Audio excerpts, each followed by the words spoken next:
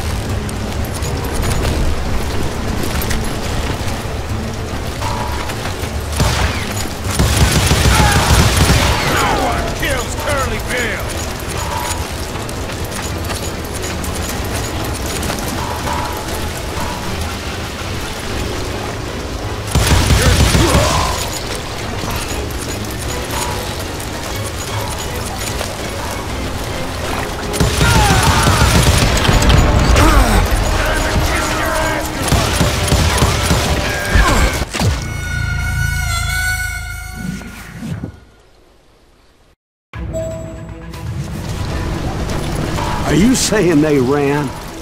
Cowardice was not in Ringo nor Curly Bill's nature. No, sir. I never said they were running scared. They just wanted me out in the open. Got a lot of sand showing up here all by your lonesome. You working for Wyatt Earp?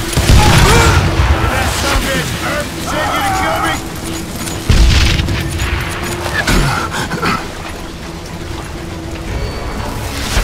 Shit! You asshole!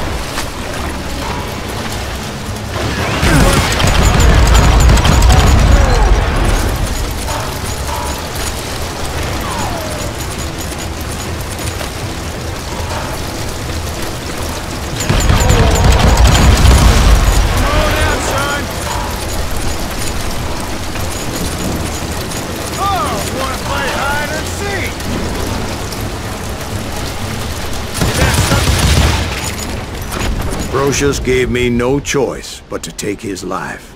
But Ringo was nowhere to be found. I knew you didn't kill Ringo, because he was found dead in a different location altogether. To this day, his killer is still unknown. Indeed. Took me a few months before I finally tracked his ass to West Turkey Creek Canyon.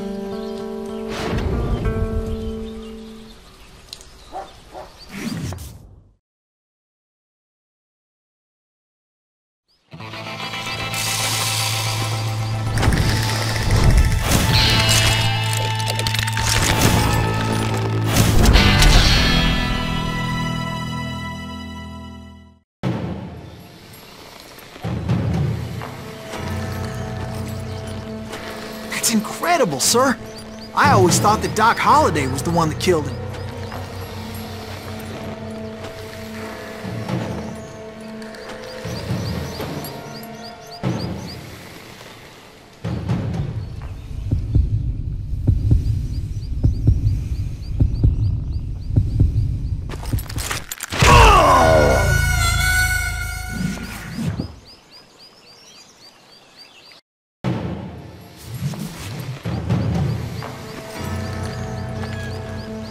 That's incredible, sir. I always thought that Doc Holliday was the one that killed him.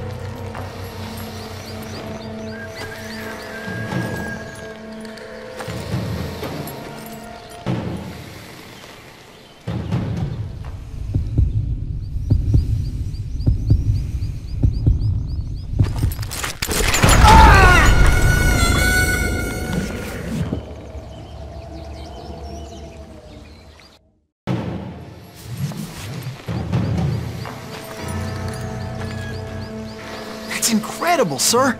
I always thought that Doc Holliday was the one that killed him.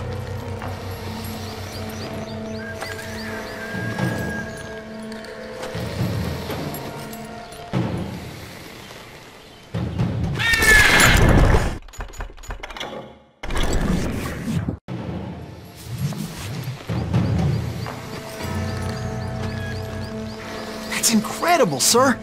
I always thought that Doc Holliday was the one that killed him.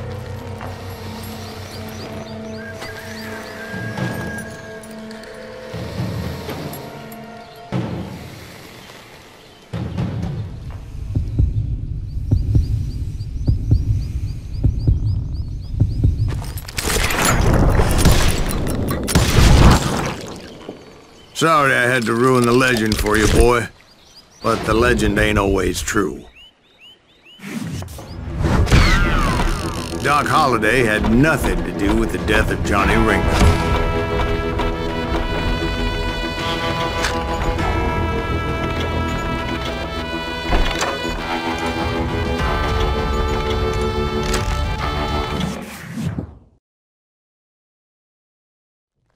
I was paid a healthy bounty for Ringo and Curly Bill, and realized there was real money to be made. That's why I went after Henry Plummer.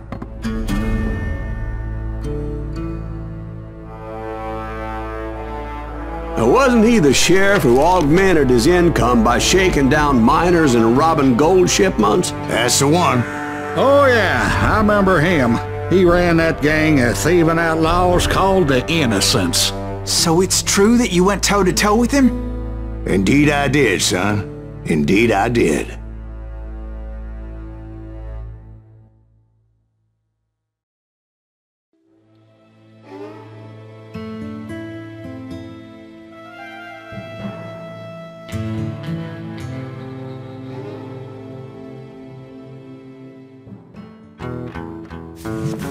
I knew I needed resources if I was going to track down Roscoe Bob Bryant, and hunting Plummer looked like a good way to get rich quick.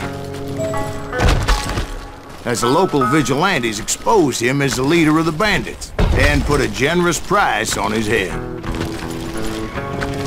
Plummer rallied his gang to plunder one last gold mine before making their escape, and that's where I thought I'd find him. All these goddamn barrels of gunpowder. Why would you be nervous? No one has the cojones to Oh yeah? Who the hell is that? My late father pointed out to me more than once. God made men. Samuel Colt made them equal.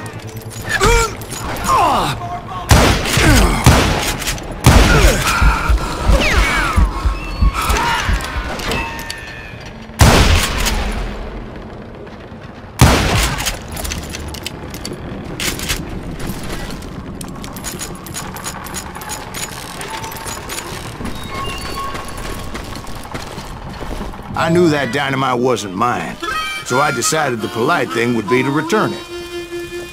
It was the biggest gold rush since Sutter's Mill in '48. Unfortunately, prospectors weren't the only ones drawn to those riches. There were thieves and killers, robbing travelers and hijacking gold shipments. Like those that ran with Plummer. Some were just regular folks I knew from town, drawn by greed and easy pickings. Crow, the blacksmith. James, who worked in the stable. Sam and Jeremiah Barber, the butcher's son. Of course, the rest were veterans of the Civil War. Stone-cold killers trained on the bloody fields of Shiloh and Antietam. Plummer had a lot of men on his payroll. A hell of a lot. That son of a bitch pretended to protect the public with one hand while stealing them blind with the other. He set up a defensive perimeter which I had no idea how to breach.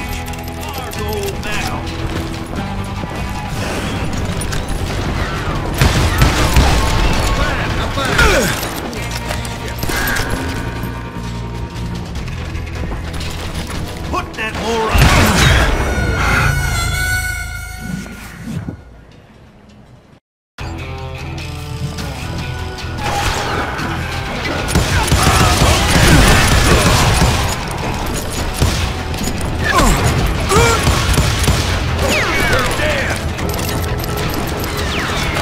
Dangerous, desperate individual.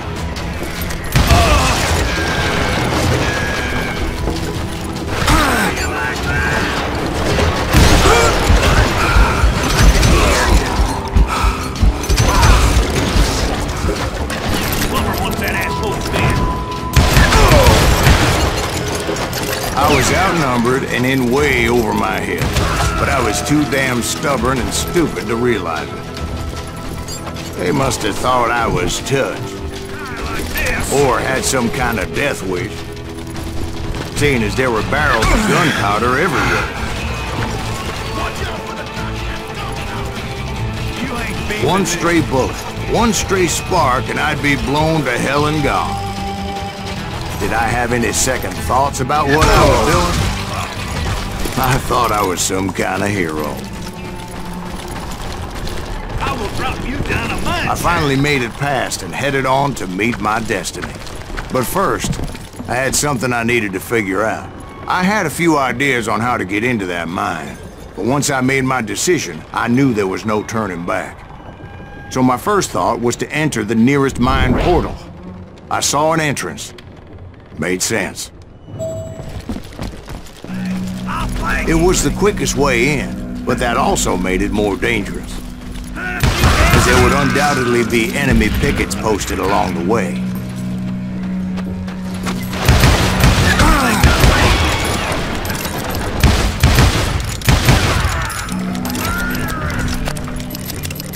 Besides, once you enter a mine like that, it's easy to get all turned around. Some of those shafts could be as deep as hell.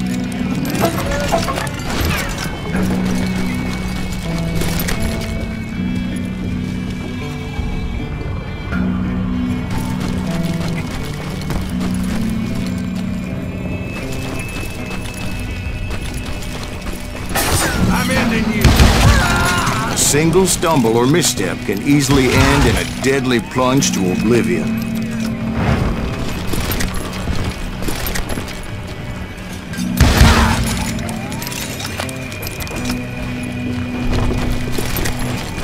Quick reflexes often make up for a lack of common sense. Luckily, I was never one to be easily bushwhacked.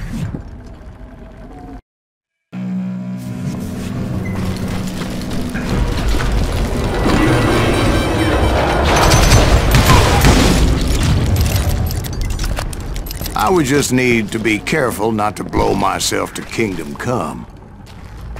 With all that gunpowder and dynamite everywhere, a body has to know what he's shooting at. All it takes is one tiny spark, and boom. Take that asshole out!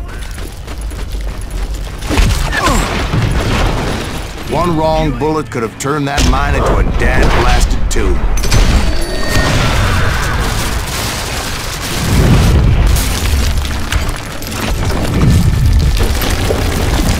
Freely admit that my plan of attack was not just moronic, but clearly insane.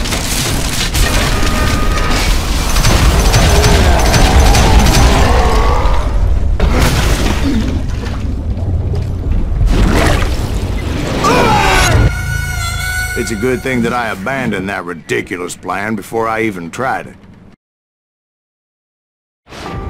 Instead, I spotted a ladder, a way into the mine from the opposite side.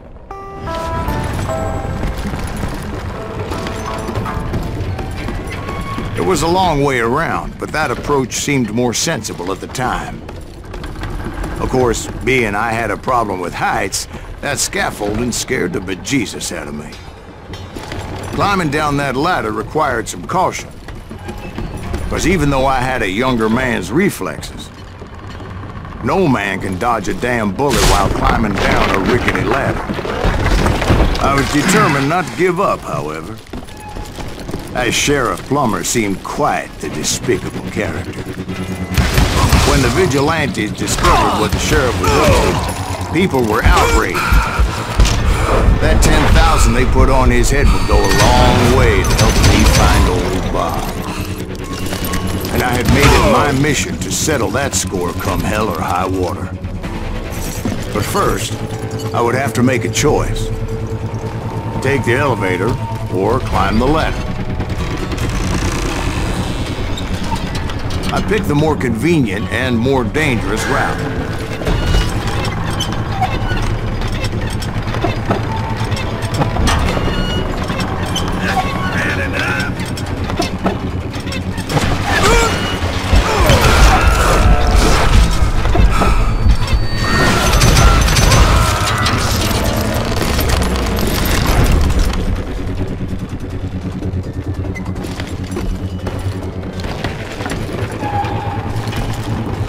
Plummer was a mad dog killer, and the people of Nevada City deserved better.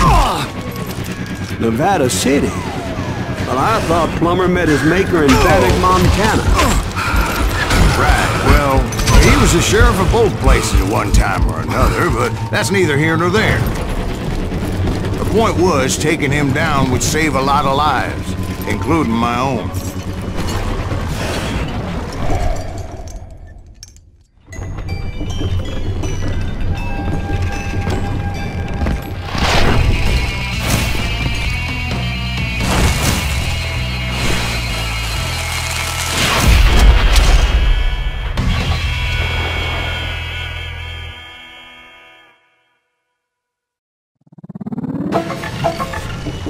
This is gonna hurt! Well, this day is just getting worse and worse for you, ain't it?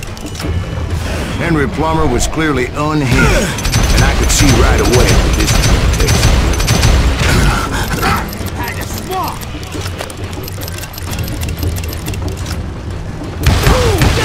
I need some help here! Come on, boys! Take this cocksucker out!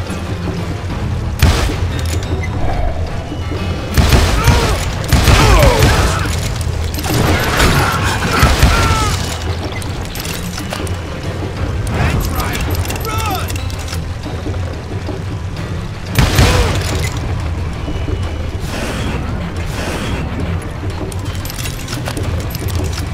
They're gonna bury you in a million pieces!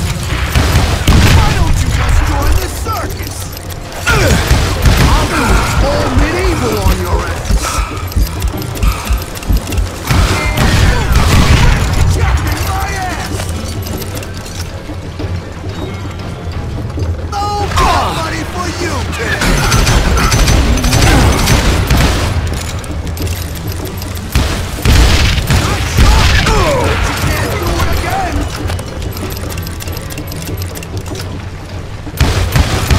He's killed a lot of good men. You ain't taking me. Pissing me off. See what it gets you. Did you see that? They're gonna burn you in a million pieces. I can shoot too.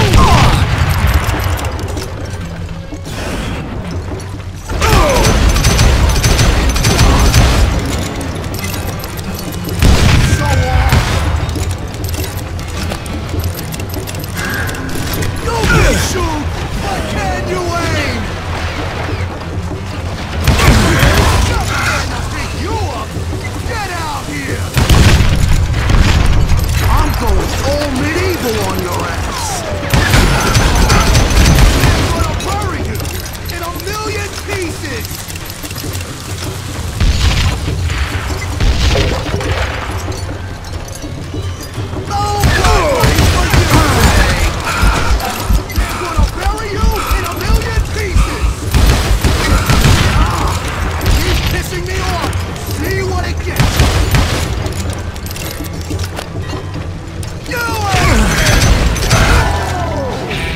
So that's how Henry Plummer died. Him and his crew were worth their weight in gold. And now, I was officially a bounty hunter.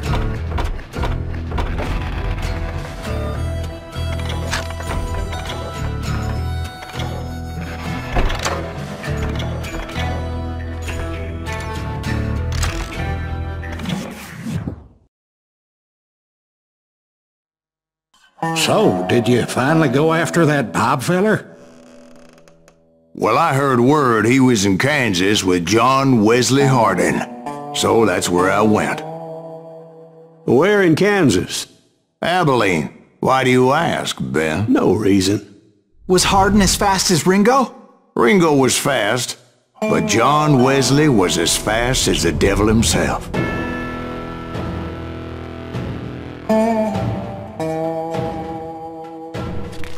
Hell, he killed his first man at 15. From that day forward, he had a price on his head and wouldn't back down for nobody, not even Wild Bill Hickok himself.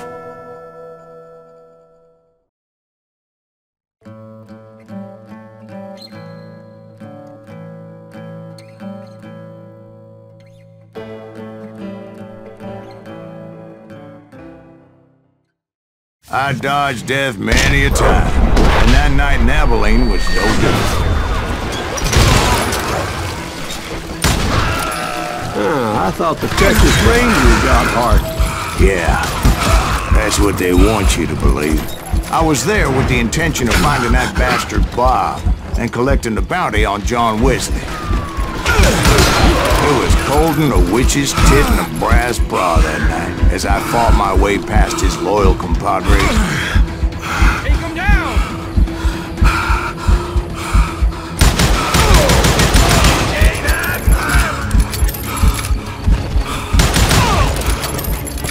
The very same saloon we're sitting in today.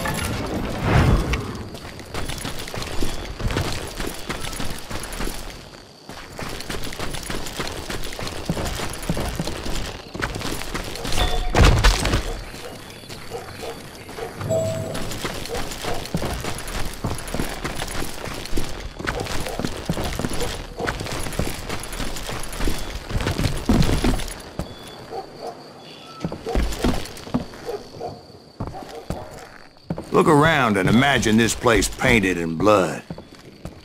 Hardin was waiting for me, and...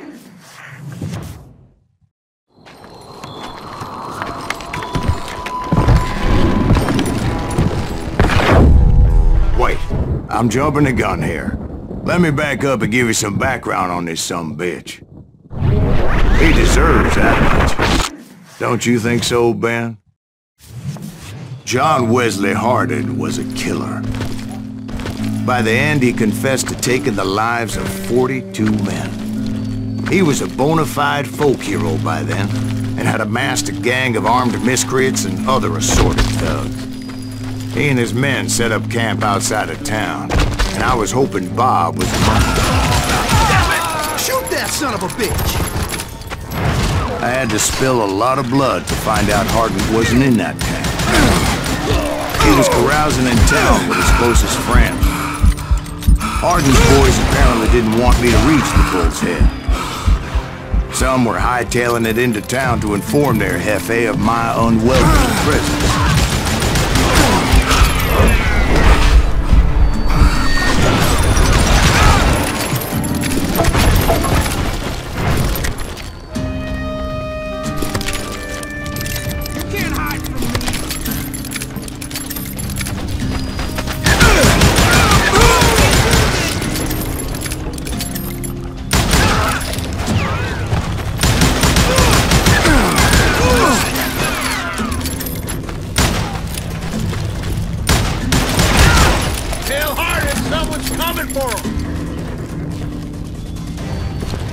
Stop that sumbitch!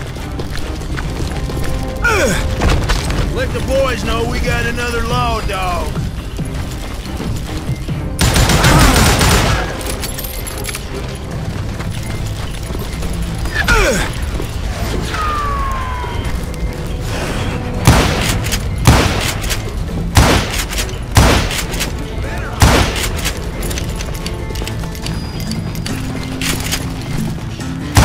wondered if Bob was among them.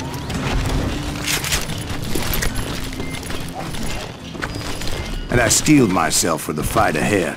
For as good as I was, deep down I wondered if John Wesley wasn't just a little bit better. Before I could test my mettle against Hardin, however, I would first need to dispatch his cadre of hired killers. Most of these degenerates were beyond redemption, but John Wesley might have been a different story. I didn't learn until later that that night was in fact his birthday celebration.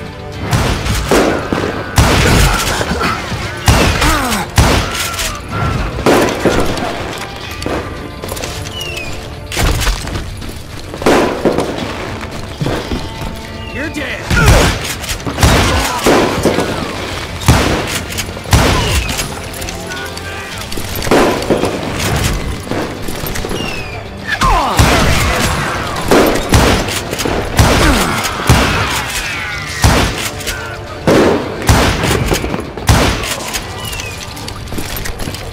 I think I already mentioned that I found Hardin in this very saloon.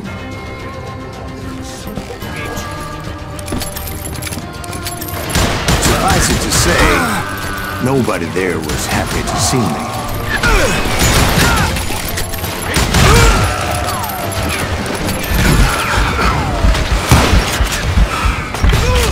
In fact, I felt a certain hostility.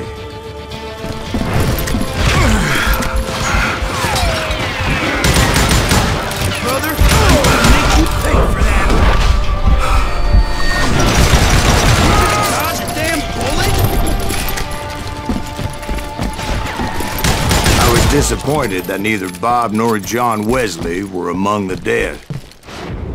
But that was short-lived, as a moment later I was facing down the fastest gun in the West.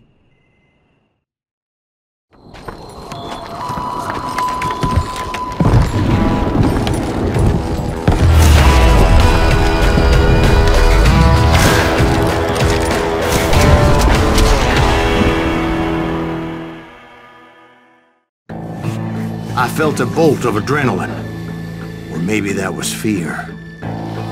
He was well known for his tricks, and I knew I'd need my own if I was ever to defeat him.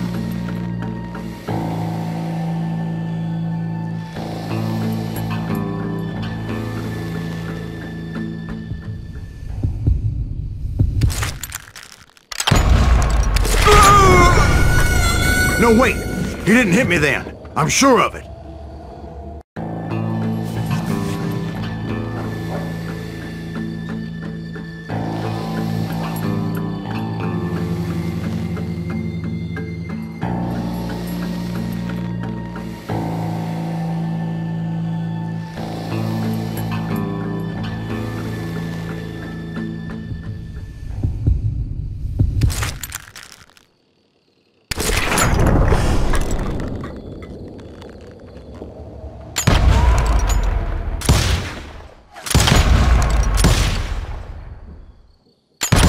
That man was faster than greased lightning. But being inebriated as he was, he didn't count his shots. And now, he was at my mercy. So he didn't die? No, I sent him to prison. Years later, after he was free, some restless avenger took his life. Shot him in the back at a saloon just like this one. Anybody up for another beer? Ben?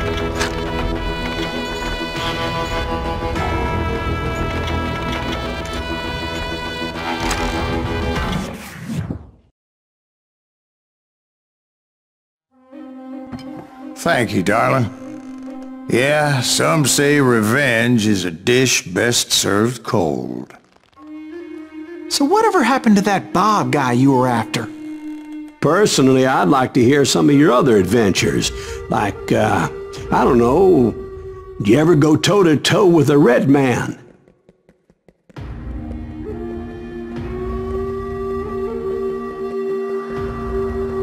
Yes, I did, Ben. I remember once I was after this renegade Apache, Grey Wolf. Strangely enough, revenge was also his primary motivation.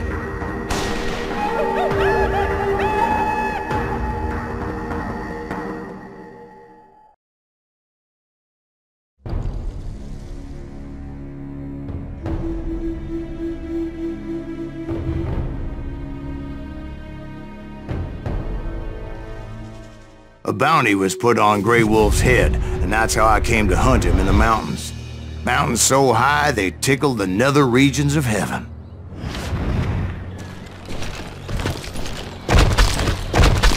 Grey Wolf was a Chiricahua Apache medicine man who had led a war party in revenge for a massacre against his people. The U.S. Army had attacked his tribe during his daughter's sacred sunrise ceremony, and the slaughter was unspeakable. I understood his anger, as there's nothing more traumatic than seeing those you love die in a cruel and painful death. Right from the beginning, I couldn't shake the feeling that Grey Wolf was watching my every move. He led a band of young Apache warriors who wanted retribution, and were more than willing to die for him.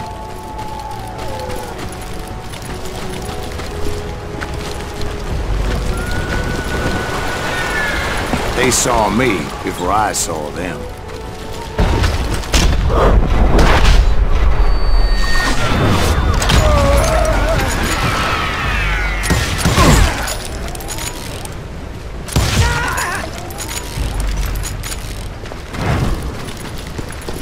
And it crossed my mind that maybe this wasn't such a good idea.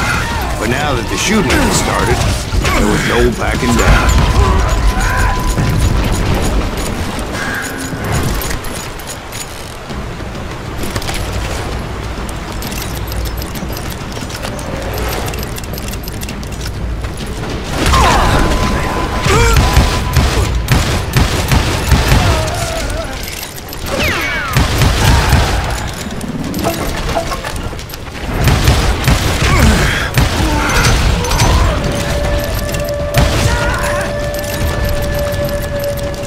Rugged country, the winter home of the Chiricahuas, and that's why they had retreated there.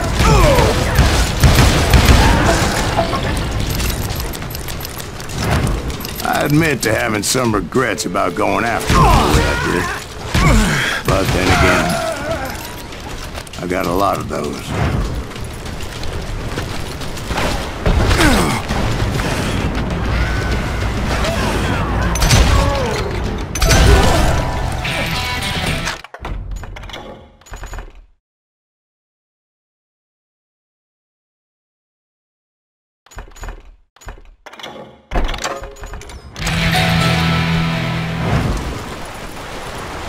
Did you find Grey Wolf? Not at that moment, but I did find the entrance to their hideout.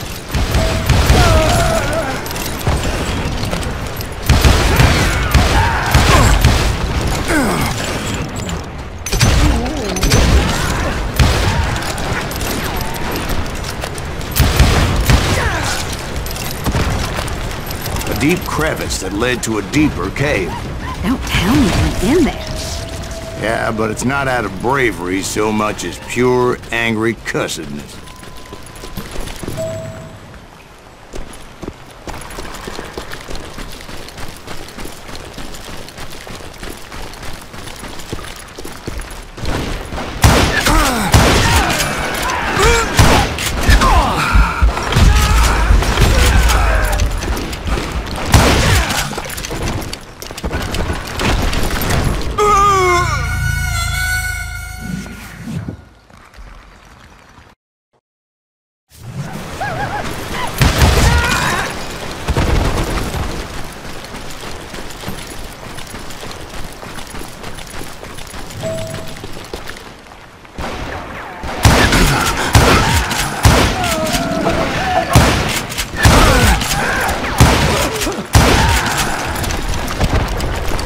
See, back then, I had a stubborn streak a mile wide, and I wasn't about to back down.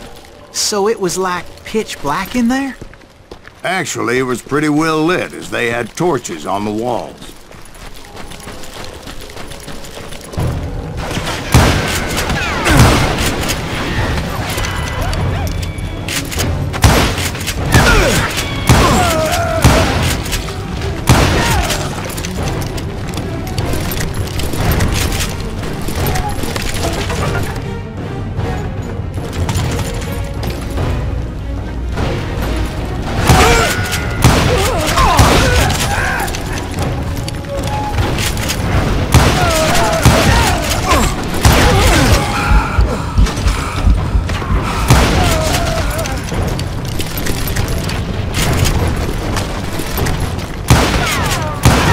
was his cave? Big as hell, Ben. Chiricahua had hid out there during the Indian War.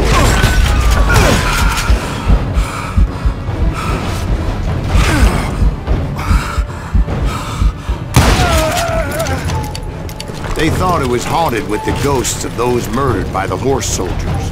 The cave was haunted with dead Indian ghosts? To be honest, I was more concerned with the live ones than the dead ones.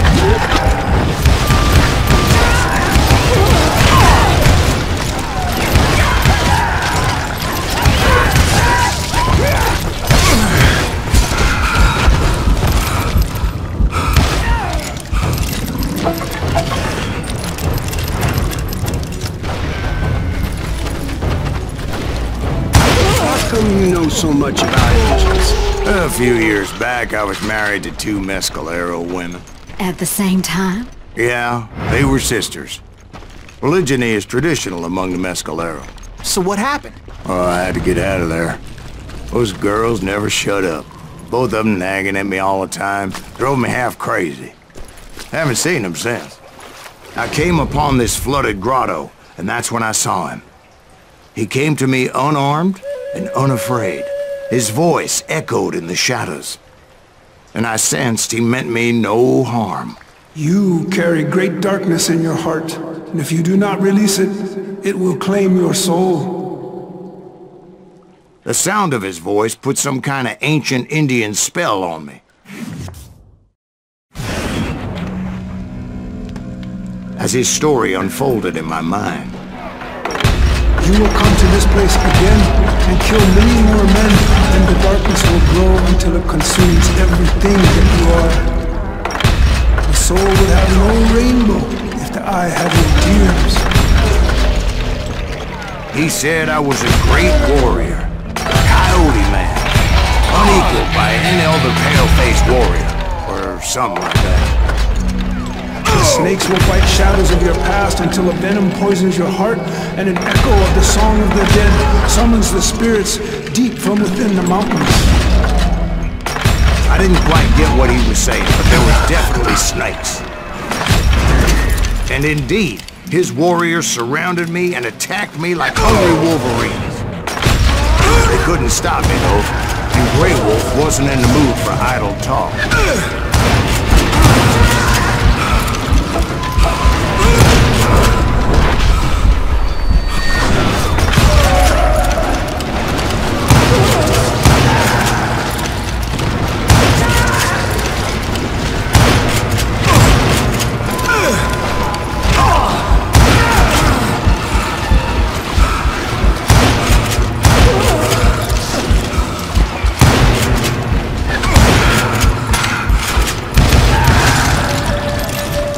I swear I couldn't see any way out of this trap.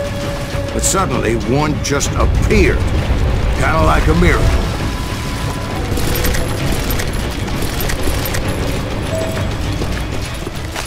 I felt like I would be lost in that damn cave forever. Finally, I found myself back outside, perched on the edge of a precipice, overlooking a thundering white water river. To get where I was going required several leaps of faith, but no way in hell I was turning back. I chased after him, determined to make him explain the meaning of all that mumbo-jumbo. Mumbo-jumbo is right. Are you making this all up as you go? A few details may be fuzzy, brother, but I am relating exactly what happened to me. There were dozens of Apache warriors aiming at me from on high. Dozens? Well, maybe not dozens, but there was a lot of them. At least 3 or 4. Well, more than that, little lady.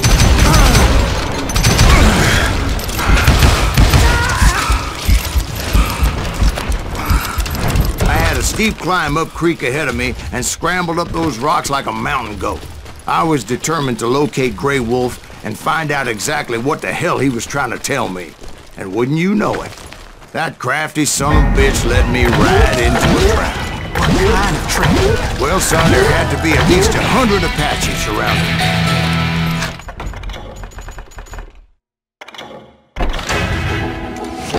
100? God be my witness. Oh, come on. Who are you kidding? Hey, I believe you. Come on, tell us how it ended. All right, but I'm not gonna drag this out. Where were we? You were surrounded by 100 Apache warriors. Well, I didn't take the time to count them exactly, but there were a lot of them.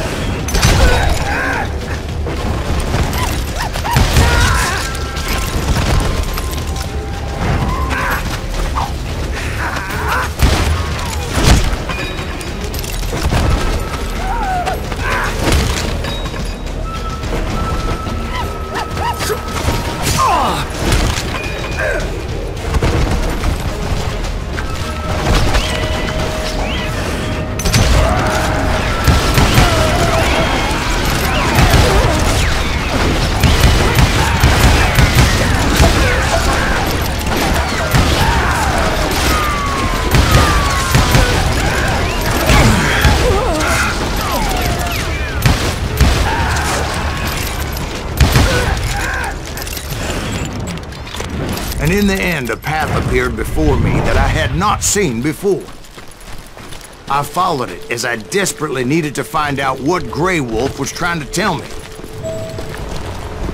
But it was like that son of a bitch disappeared into thin air.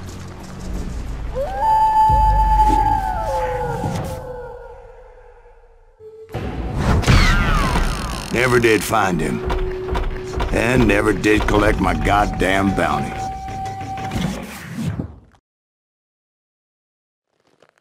Thank you, darling. It's interesting how the truth can sometimes seem, might malleable, depending upon your point of view. Like how those dime novels make you out to be something you're not? Jack, don't be starting trouble. No, he's right. They do tend to exaggerate. Did they exaggerate your part in taking down the Daltons? Well, I was there in the flesh, boy, so I saw what happened firsthand.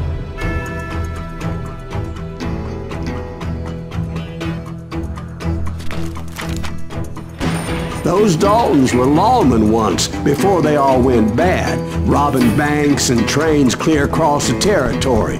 Until Coffeeville, of course. I was one of the citizens who took up arms that day. Fighting on the side of right? I did my best, sir. We all did.